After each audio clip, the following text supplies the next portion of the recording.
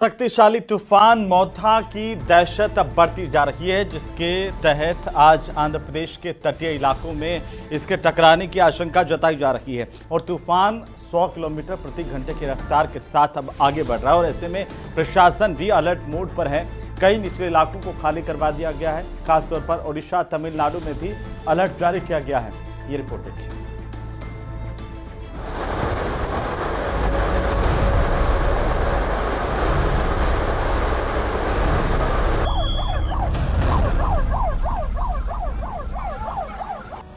तूफान आएगा, भारी तबाही लाएगा। तूफान की आहट, हर तरफ दहशत। 110 किलोमीटर की रफ्तार, 4 राज्यों में हाई अलर्ट। दक्षिण भारत पर एक और मुसीबत आने वाली है और वो है महातूफान मोथा की। हर बीतते वक्त के साथ लोगों की धड़कनें भी बढ़ती जा रही हैं। आखिर ये तूफान कितना कहर बरपाएगा, कोई भी इसका अंदाजा नहीं लगा सकता।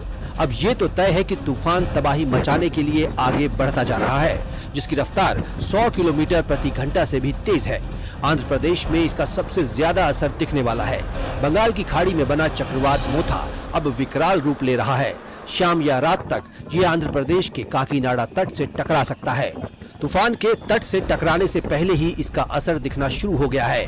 आंध्र प्रदेश के काकीनाडा और मछलीपट्टनम में समंदर में इस वक्त ऊंची लहरें उठ रही हैं और तेज हवाएं चल रही हैं। प्रशासन अपनी तरफ से हाई अलर्ट पर है। निचले इलाकों से लोगों को सुरक्षित जगहों पर पहुंचाया जा रहा है। इनमें 269 इलाके शामिल हैं। प्रशासन ने अस्थायी राहत शिविर भी बनाए हैं, जिनमें 16,500 लोगों के रहने की व्यवस्था है। राहत और बचाव कार्य के लिए 2 एनडीआरएफ टीमें तैनात की गई हैं। आएगा फिलहाल अभी इस तरह के कुछ हाल काकीनाडा में जो समुद्र है उसमें देखा जा रहा है। जो लहरें हैं वो अभी 15 से 20 फीट की ऊंचाई को छू रही है। हम तो 2 दिन से काकीनाडा में हैं। ये हाल पहले नहीं था। कल शाम तक भी सिचुएशन कुछ ठीक था, मगर जितना नजदीक आ रहा है लैंडफॉल का समय, वो जो वक्त, उसी हिसाब से समुद्र की जो लहरें हैं उसी हिसाब से वो अपना रुख को चेंज भी कर रही है। फिलहाल अगर हम इस तट की बात करें, इस तट को नो मैंस लैंड के रूप में परिवर्तित किया गया है और किसी को भी यहाँ आने की अनुमति नहीं है। सिर्फ मीडिया पर्सन और पुलिस वाले आ रहे हैं। अगर हम दूर तक देखें, जो नाव है, मछुआरों के जो नाव है, उन सब की जो वो नाव को भी ऊपर ले लिया गया था, मगर अभी समुद्र की लहरें हैं ना, जो वो नाव को भी टकरा रही है। ये तो कुछ भी नहीं है, नाव को टकरा कर तट की ओर बढ़ रही है समुद्र की लहरें। और एनडीआरएफ टीम 24 आवर्स के लिए तैनात है और हम इससे पहले 2 दिन पहले हम यहाँ आ चुका हूँ और कल भी हम इस एरिया को विजिट किया हूँ और आज भी इस एरिया को विजिट कर रहा हूँ, जहाँ मुझे लग रहा है कि इस एरिया से इवैक्यूएशन का ज़रूरत है, लोगों को शेल्टर में ले जाने का ज़रूरत है। हम यहाँ पे कैंपेन कर रहा हूँ। तो आज शाम को इस साइक्लोन हिट हो रहा है, पैनिक होने का ज़रूरत नहीं है। हम सर्वदा लोकल प्रशासन के साथ टाई अप में है। चक्रवाती तूफान की वजह से मौसम विभाग ने तटीय इलाकों में भारी से बहुत भारी बारिश का अलर्ट जारी किया है। आंध्र प्रदेश और दक्षिण ओडिशा के तटों के लिए रेड अलर्ट जारी किया गया है। एसडीआरएफ और एनडीआरएफ की टीमें तैनात हैं। तूफान को देखते हुए एयर इंडिया और इंडिगो ने विजयवाड़ा और विशाखापट्टनम से आने जाने वाली सभी उड़ानें रद्द कर दी हैं। रेलवे ने 100 से ज्यादा ट्रेनों को रोक दिया है। स्कूल कॉलेजों में राहत कैंप बनाए जा रहे हैं। समंदर में ऊंची लहरें उठ रही हैं। काकीनाडा के निचले इलाकों में प्रशासन लगातार मुनादी करवा रहा है। लोगों से समंदर से दूर रहने और सुरक्षित जगहों पर जाने की अपील कर रहा है। जब ये साइक्लोन लैंडफॉल करेगा तब ये इसकी स्थिति क्या होगी, आप इसका इमेजिन कर सकते हैं। जो ब्लॉक्स लगे हुए थे वो ब्लॉक्स सब धीरे धीरे करके हवा और पानी की वजह से ऊपर की तरफ धंसती हुई आ रही है।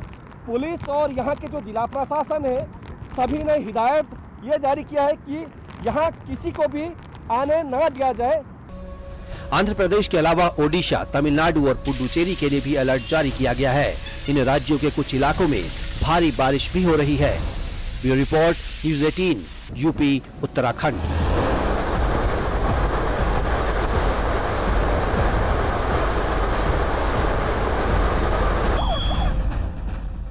अयोध्या में राम मंदिर के निर्माण के काम को लगभग पूरा हो गया है और राम मंदिर ट्रस्ट के महासचिव चंपत राय ने आज इसकी औपचारिक घोषणा कर दी है। अब 25 नवंबर को प्रधानमंत्री मोदी राम मंदिर के शिखर पर ध्वजारोहण करेंगे। पीएम मोदी ने ही 5 अगस्त 2020 को राम मंदिर का शिलान्यास किया था। आखिर क्या है राम मंदिर के ध्वज की खास बात, रिपोर्ट में देखिए।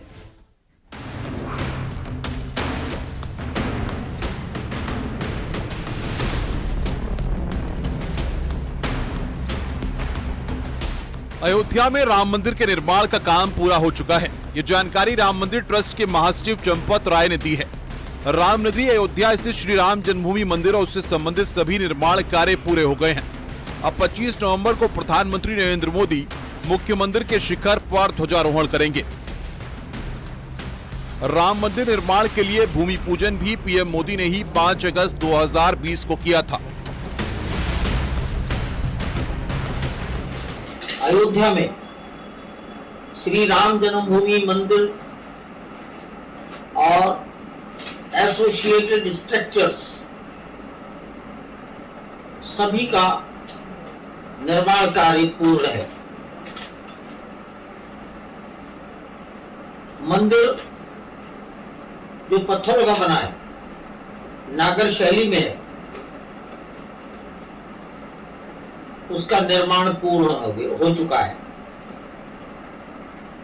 भूतल पर रामलला, प्रथम तल पर राम परिवार विराजित है। राम मंदिर भवन निर्माण समिति के अध्यक्ष नृपेंद्र मिश्रा ने बताया कि ध्वजारोहण के दिन श्रद्धालुओं के लिए दर्शन परकोटा और सप्त मंदिरों में नहीं हो सकेंगे।